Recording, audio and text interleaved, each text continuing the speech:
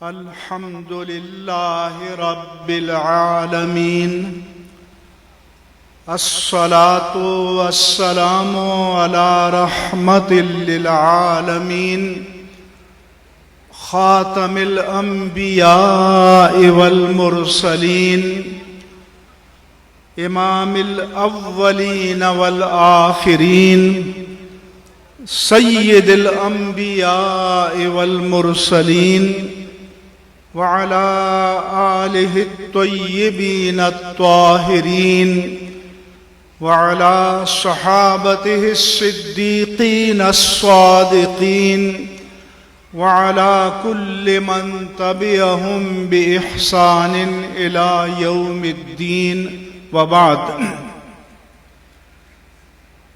آج کی اس عظیم الشان سنی کانفرنس کے داعی اور میزبان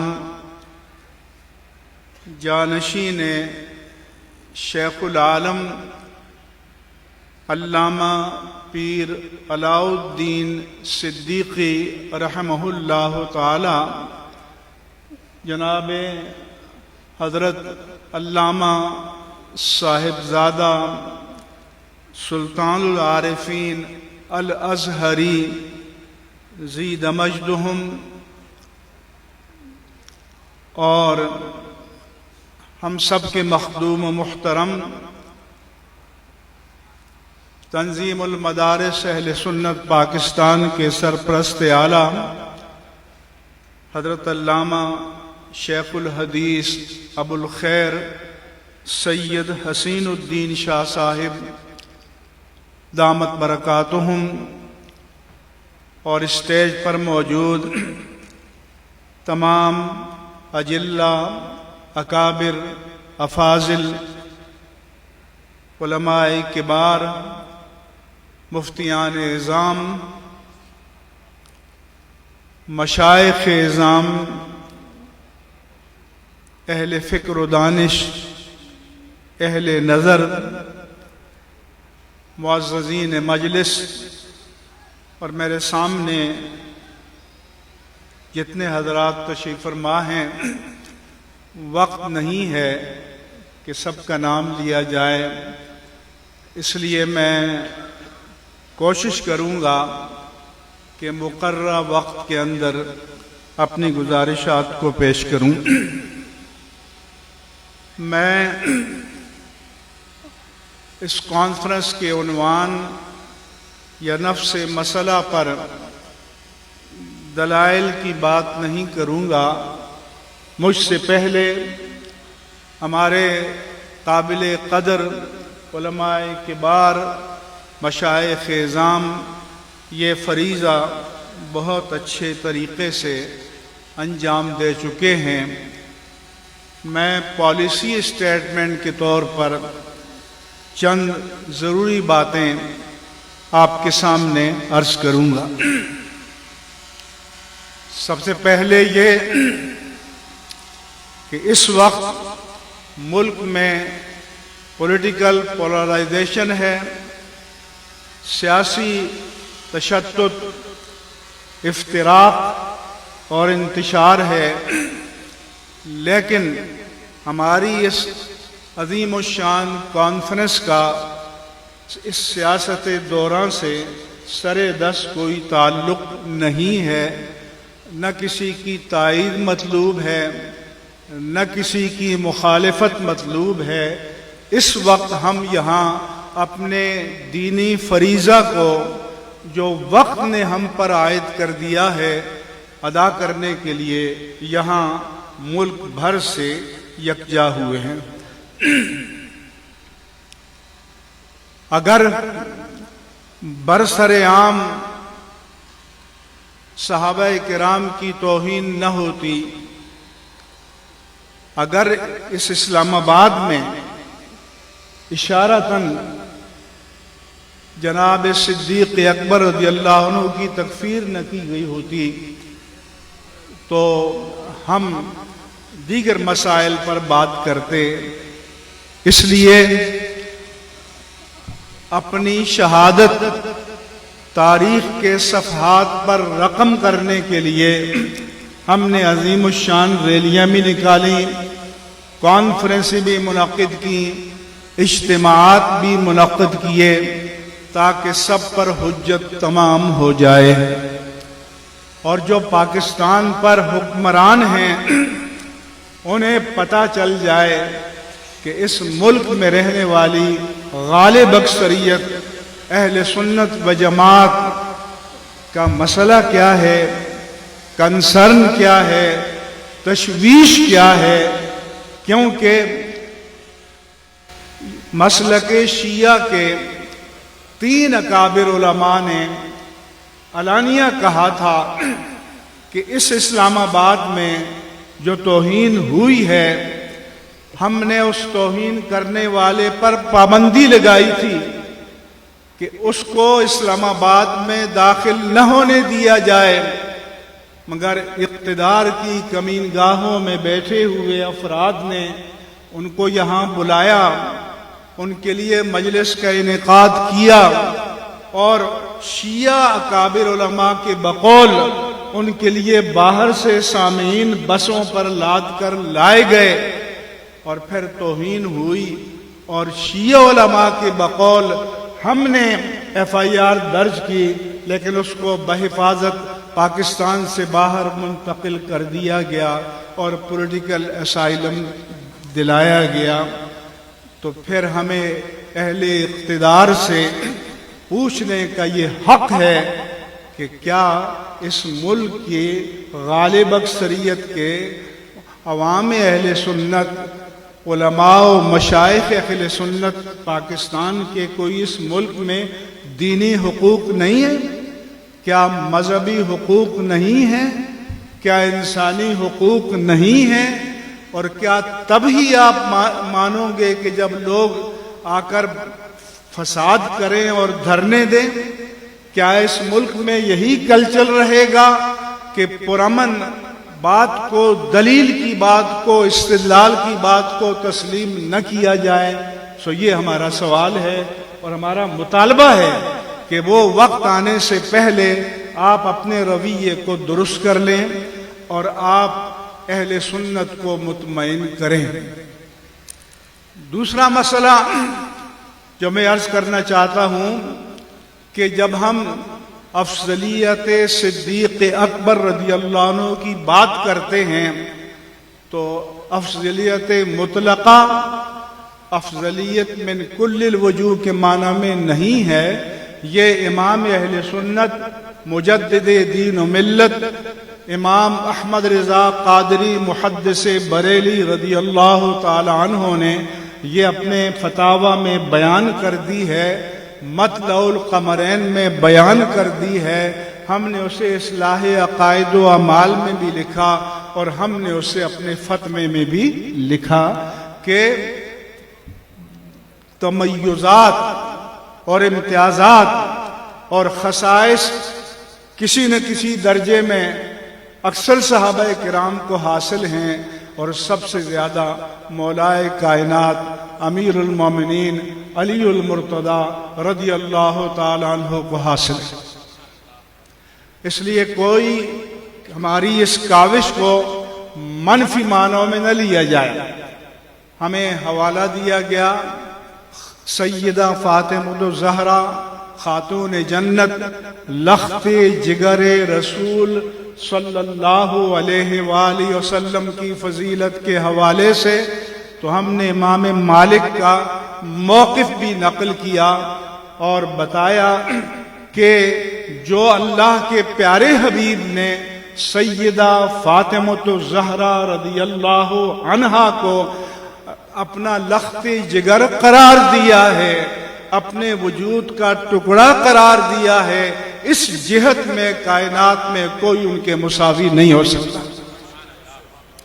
یہ ایسا ہی ہے کہ جیسے ازواج مطہرات رسول اور امہات المومنین جن کے بارے میں اللہ نے قرآن میں فرمایا کہ لستن کاحد من النساء، اور جن کے بارے میں فرمایا کہ وَأَزْوَاجُهُ أُمَّهَاتُهُمْ، لہذا رشدہ ازدواج اور نسبت ازدواج کے حوالے سے کائنات میں کوئی بھی امہات المومنین کے ہم پلہ نہیں ہو سکتا۔ لہذا ہم سب کی عظمتوں کو تسلیم کرتے ہیں اور ہم سب کی عظمتوں کے آگے سر تسلیم خم کرتے ہیں۔ وہ بڑا بد نصیب ہوگا، وہ بڑا بدبخت ہوگا اور بہت نامراد ہوگا کہ جو اہل بیت اطہار کی شان میں کسی کمی کا، تنقیص کا، توہین کا دور دور دور کبھی کوئی ارادہ کرے۔ اس لیے یہ بات بالکل واضح ہونی چاہیے اور بلیک میلنگ والا انداز نہیں ہونا چاہیے۔ کراچی میں ہماری ریلی میں سیاست معاویہ زندہ باد کا نعرہ لگا۔ وہ ہمارا نعرہ نہیں تھا، ہمارے جس ساتھی نے لگایا انہوں نے بھی کہا کہ مجھے خیال نہیں رہا کہ میں کیا کہہ رہا ہوں، لیکن ہم نے اس سے اعلان برات کیا ہے۔ آج کے اجتماع میں بھی ہم سب موجود ہیں، یا علامہ سعید مظفر شاہ بھی ہے، مفتی عابد مبارک بھی ہیں، ان سے کھل کر برات کا اعلان کرتے ہیں۔ اور ہمارا اصول یہ ہے، تعویل ہر بات کی ہو سکتی ہے، توجیہ ہر بات کی ہو سکتی ہے، لیکن جو انا قبول حق میں رکاوٹ بن جائے اللہ تبارک و تعالی اس سے ہمیں اپنی پناہ عطا فرمائے۔ لہذا یہ مسئلہ دو ٹوک انداز میں اور واضح انداز میں بالکل کلیئر ہونا چاہیے۔ رات میری ہمارے بزرگ علامہ سید حسین الدین شاہ صاحب دامت برکاتہم سے ملاقات ہوئی، ہم نے آپس میں دل کی باتیں کیں۔ انہوں نے کہا کہ آپ کے انداز سے بعض لوگوں کو تکلیف ہوتی ہے۔ میں نے ان سے کہا، اور میں ان میں سے نہیں ہوں جیسے سیاستدان ہوتے ہیں، اگر کسی کو برا لگا ہو تو میں معذرت چاہتا ہوں۔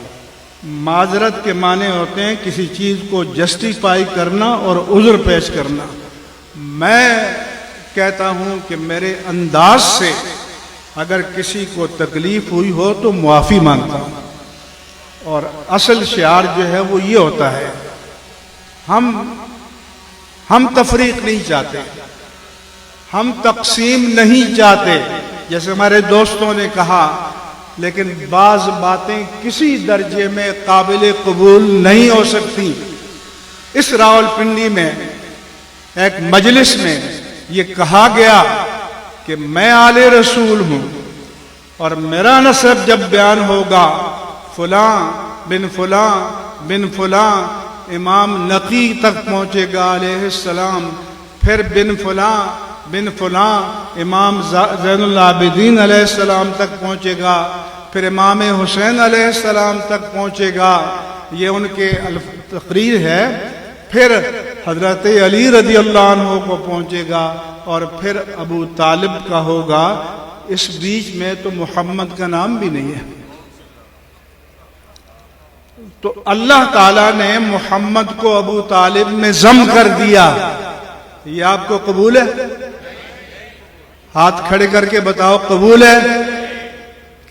اس سے تو معنی یہ ہے کہ تاجدار کائنات، تاجدار ختم نبوت کی حیثیت ذیلی ہو گئی ہے، ڈپلیکیٹ ہو گئی ہے، ثانوی ہو گئی ہے۔ آج تک ہم قوم کو، ملت کو، امت کو یہ بتاتے آئے ہیں کہ لولاک لما خلقت الافلاک، کہ باعث تخلیق کائنات تاجدار کائنات ہیں، وجہ وجود کائنات تاجدار کائنات ہیں۔ آپ کسی میں ضم نہیں ہو سکتے، آپ کی عظمتیں مستقل بالذات ہیں۔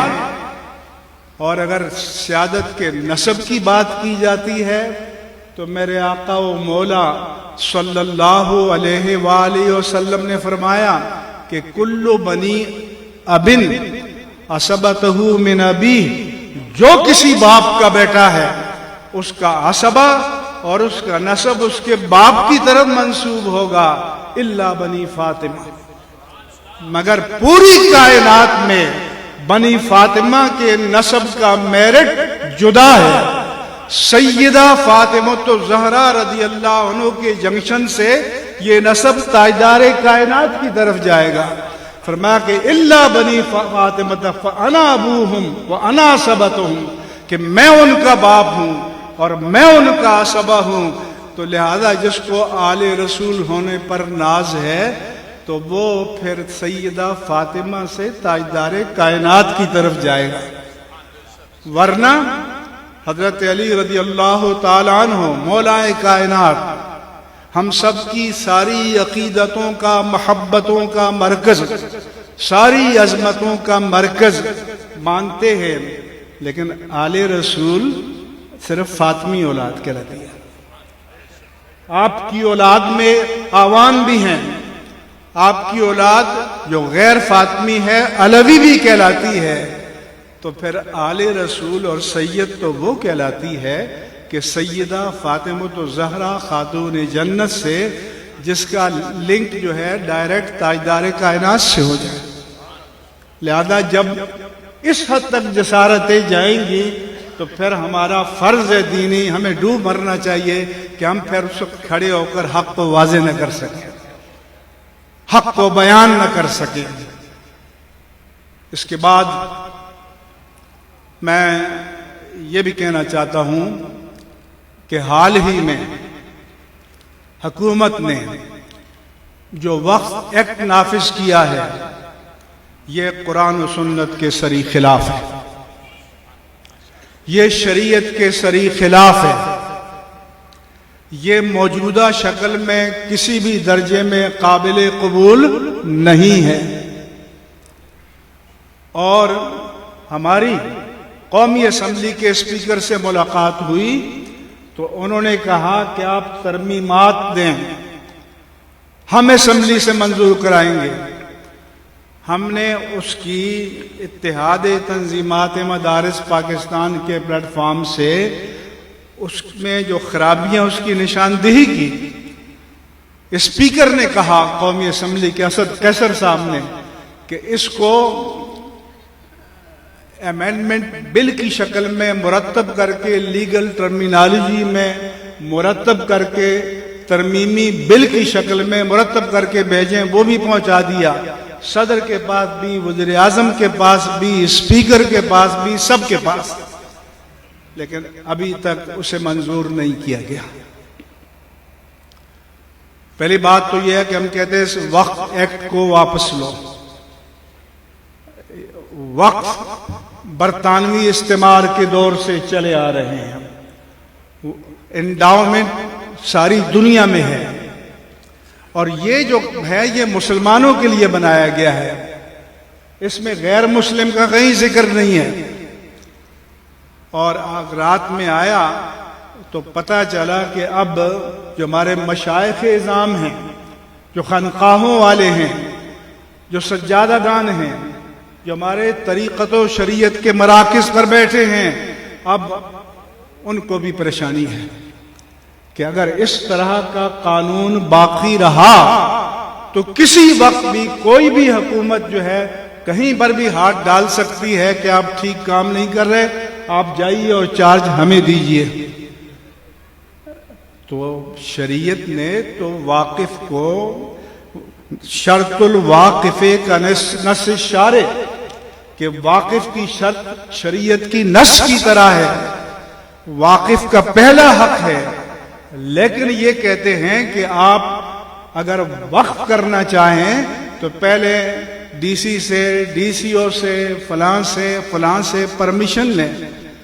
کیا شریعت میں ایک پابندی ہے؟ یہ دین میں پابندی ہے؟ کوئی اپنی پراپرٹی، کوئی اپنی زمین مسجد کے لیے، مدرسہ کے لیے وقف کرنا چاہتا ہے تو آپ کہتے ہیں کہ ہمیں فلاں جگہ اس کی رجسٹریشن کر لو، اور آلریڈی ہو رہی ہے.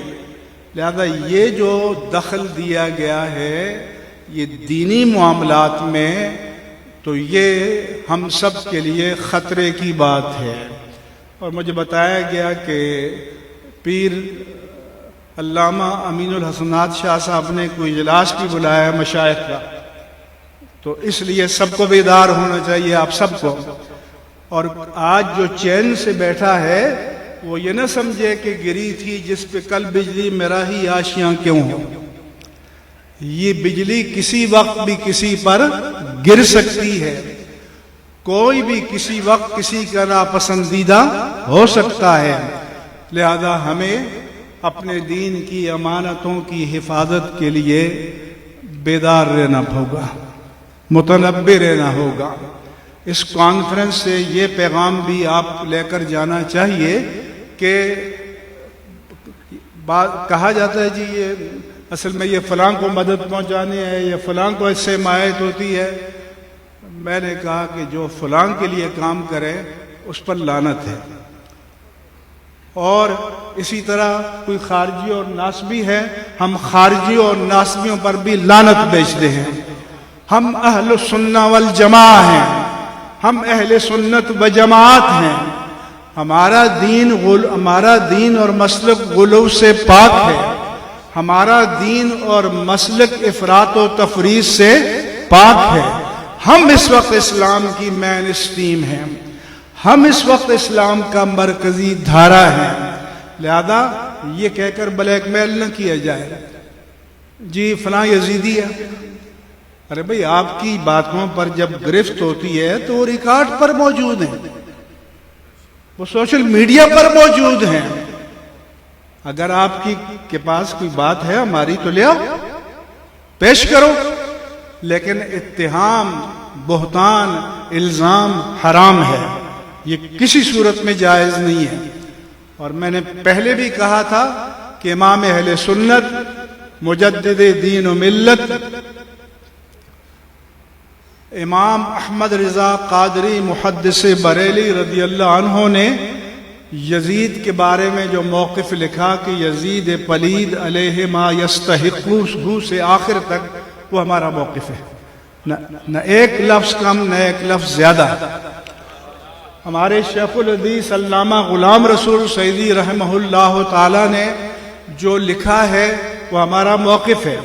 اور اعلیٰ حضرت اور علامہ سعیدی کے موقف کا خلاصہ یہ ہے کہ اس کے جرائم اتنے ہیں، ایک جرم نہیں ہے، جرائم ہیں کہ ناقابل معافی ہیں.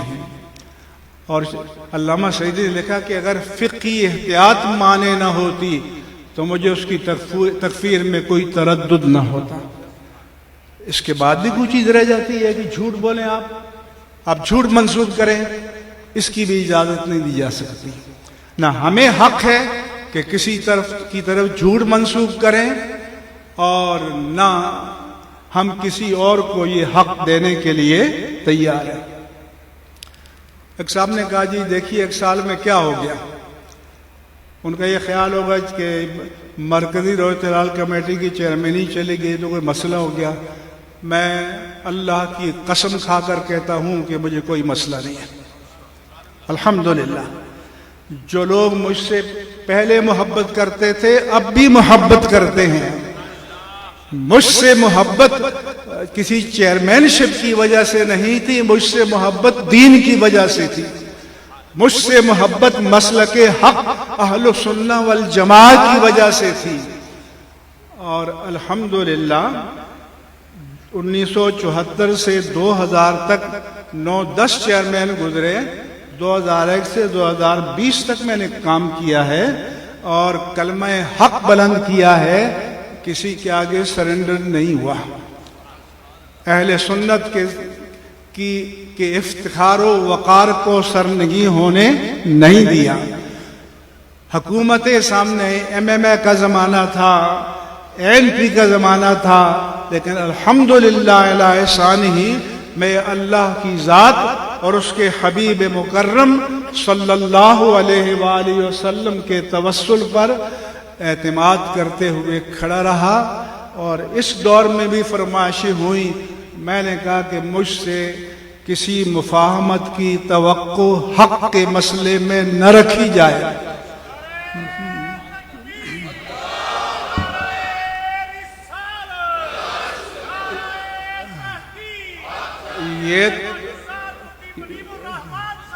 یہ تو ایک چیئرمین، یہ تو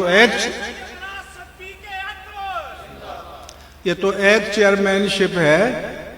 1 करोड़ चेयरमैन शिप भी हों तो मैं करोड़ों मुसलमानों का रोज़ा बर्बाद करने में शरीक नहीं हो सकता, और ये अल्हम्दुलिल्लाह मेरे किरदार से ज़ाहिर है। लिहाजा किसी को ये हो, बल्कि मेरी सेहत उसके बाद बेहतर हो गई है। ये मेरे साथी हैं, मैं कुछ दिन सहारे के साथ चलता था, और जब से ये हुआ है तो अब मैं बगैर सहारे के चलता हूँ, और मेरे लिए मेरे रब का सहारा काफ़ी है, मेरे लिए मेरे आका का सहारा काफ़ी है। लिहाजा हम अहले सुन्नत व जमात दीन की तमाम नवामी से मुक़द्दसा के मुहाफ़िज़ हैं। नामूस उलूहियत जल्ल वाला, नामूस रिसालत मआब सल्लल्लाहु अलैहि वसल्लम, जैसे हमारे फाजिल नौजवान ने कहा, नामूस अहले बैत अतहार रिदवानुल्लाहि अलैहिम अजमईन, नामूस उम्महातुल मुमिनीन रदियल्लाहु अन्हुन्ना, नामूस सहाबाए किराम रिदवानुल्लाहि अलैहिम अजमईन, नामूस कुरान और मुक़द्दसात दीन, हत्ता के नामूस औलियाए किराम रिदवानुल्लाहि अलैहिम अजमईन के मुहाफ़िज़ हैं। और सिर्फ अहले सुन्नत व जमात का मसलक वो है कि जिसमें हर एक की ताज़ीम है, जिसमें तनकीस नहीं है। हमारा ये शियार नहीं है कि किसी एक की फजीलत बयान करें तो दूसरे की तारीज़, तोरिया, ईहाम के तौर पर तौहीन ज़रूरी समझें। ये जिनके है उनको मुबारक हो। हम सब का एहतराम करते हैं, सबकी मोहब्बत हमारे दिलों में है, और मैंने पहले भी कहा कि वो बड़ा बदनसीब होगा, बड़ा नामुराद और बदबख्त होगा कि जिसके दिल में अहले बैत अतहार की मोहब्बत ना हो, जो उनकी ताज़ीम न करे। हाँ, एक मसला जो मैंने कहा था कि जो बदमज़हब है उसको मुक़्तदा नहीं बनाएंगे, तो हमें दिखाया गया कि इमाम अहले सुन्नत ने कहा है कि अगर कोई सैयद आले रसूल है, उसकी बदमज़हबी हद कुफ्र तक न पहुंची हो तो उसकी ताज़ीम की जाएगी। हमने लिख दिया है कि निस्बत क़राबत रसूल की ताज़ीम की जाएगी, निस्बत क़राबत रसूल की ताज़ीम हम करेंगे। इमाम अहले सुन्नत के फतवे को हम तस्लीम करेंगे, लेकिन इमाम अहले सुन्नत ने बताया कि जो शरीयत के मयार पर पूरा न उतरे उसको मुक़्तदा और पेशवा नहीं मानेंगे, उसको इमाम नहीं मानेंगे। लिहाजा जिसने मानना है आला हजरत के दोनों फतवों को माने, बल्कि ये बाद वाला फतवा तारीख के एतबार से बाद का है, और ताज़ीम वाला फतवा तारीख के एतबार से पहला है, और आखिरी कौल कौल फैसल होता है। ये मैंने इसलिए वादे किया कि इधर उधर से जो आपको बातें सुनाते हैं तो झूठ पर कोई इमारत खड़ी करना ये अहले हक का शियार नहीं है। और जैसा कि मैंने कहा, हमसे अगर कोई गलती होगी तो हमने पब्लिक में की है तो पब्लिक में खड़े होकर उससे रुजू करेंगे, और इसमें कोई अपनी तौहीन, शरीयत के आगे झुक जाना इसमें अजमत है, तौहीन नहीं है। जो मुक़द्दसात दीन और मुअज़्ज़मीन दीन की अजमतों के आगे झुक जाए, इसी में उसकी सरबलंदी और सरफराजी है। सो ये हमारा मौक़िफ़ जो आपके सामने पेश किया, वक्त होता तो मैं मदारिस के मसले पर भी आपको तफसील से बयान करता, लेकिन चूँकि पीछे खिताबात हैं, मैं इन्हीं कलिमात पर आपसे इजाज़त चाहता हूँ, और मैं अपने बुज़ुर्गों का एहतराम करता हूँ। वमा अलैया इल्लल बलागुल मुबीन।